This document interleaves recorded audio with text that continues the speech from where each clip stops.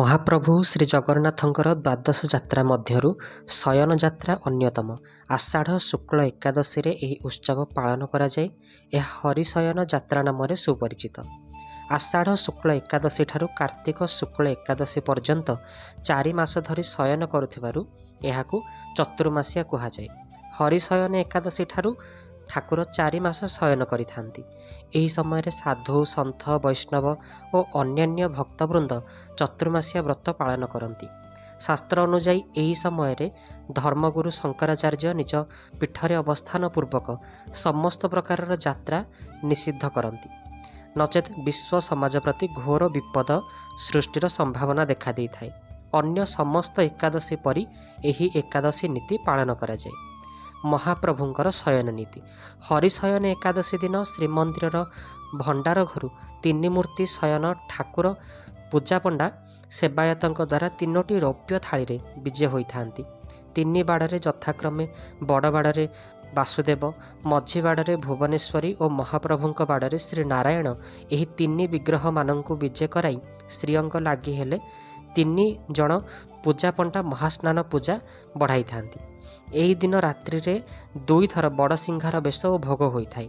प्रथमे शयन ठाकुर माने विजे होई श्रीअंग लागी हेबा परे पुनः बड़ सिंहार बेश और भोग अनुष्ठित होइथाय।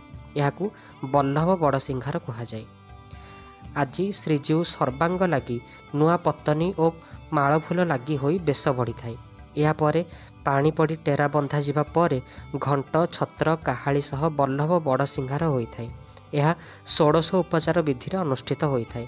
यह विशेष नीति रे भंडार मेकाप पालिय पड़ियारी तलुछ महापात्र प्रधानी घंटुआ छतार पूजा पंडा काहालिया कोठ सुआसिया भोग करी कर्पूर आलती बढ़िले शयन प्रतिमा माने हस्तरे बीज होई भंडार घर निकटरे पहुँची थांती।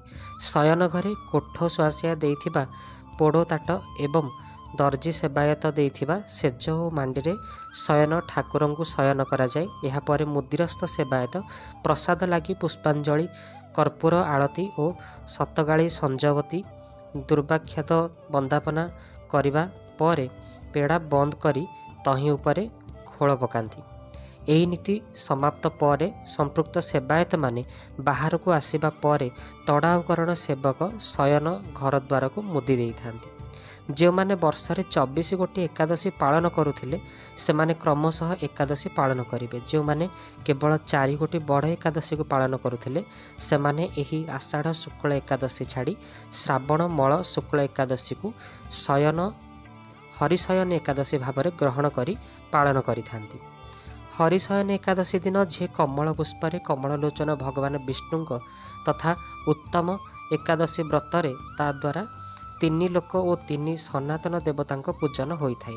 हरिशयन एकादशी दिन भगवान गोटे स्वरूप राजा बलिंक पाखरे रहे और अन्यटी क्षीर सागर रे शेषनाग शज्यारे आगामी कार्तिक एकादशी आसीबा पर्यंत शयन करे। एणु चतुर्मासिया पर्यंत मनुष्य उत्तम रूपे धर्म आचरण करने उचित।